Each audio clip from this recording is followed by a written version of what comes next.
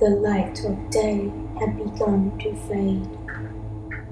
Contorted branches of the trees clawed at my sleeves, and the dank underbrush clung to my jeans. The wind wailed, carrying a stench of rotting wood. Dark shadows crawled along the forest floor, purloining the streams of light as they passed. I looked up. The clouds were tar black and thunder rolled across the malevolent sky. I was lost. All I wanted, more than anything, was to be home. My mind was racing. My heart was pounding. Beads of sweat pricked my brow. In front of me, there was a house offering shelter. At last I was safe. Timber planks covered the facade with mold, and overgrown bushes suffocated the pathway. Yet as the first thud of raindrops hit the forest floor, it beckoned me forward. Within a few minutes, the rain was furiously lashing across the inky black sky, and I barely noticed cracked window panes smeared with little age, blood, or dirt.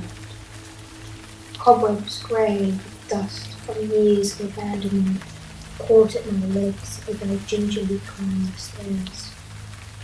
I knocked at the door. There was no answer. I tried again. No one was home. The doorknob, cold to my touch, turned stiffly. Rust flicked as the handle turned. I peered through the doorway. A fire was crackling in the room's corner. Glowing embers leapt and twirled in a fiery dance. I was mesmerized and drawn in. I cautiously entered the room. Once inside, I was aware that eyes from somber portraits were following my every move. I stopped and gazed. One old canvas held me still on the spot. It was the eyes, piercing like a dagger, that pinned me down. Was this the owner of the strange premise I had entered?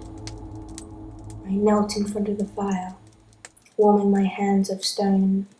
Numb, then tingling, I felt life return to my body.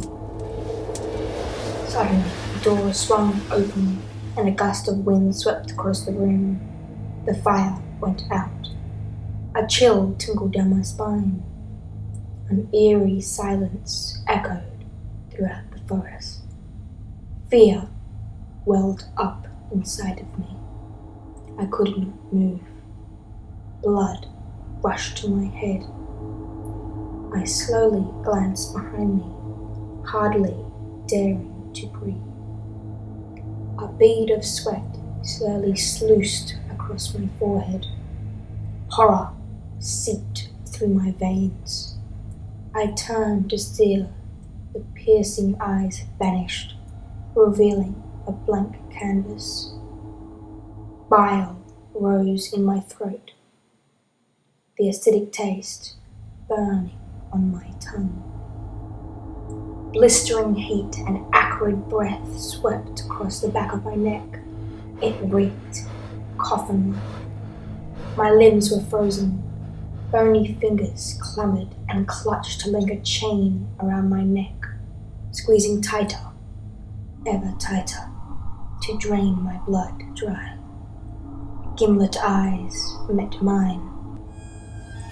I clawed frantically, to no avail. Gasping, I drew my last breath. Again, a soundless scream dispatched from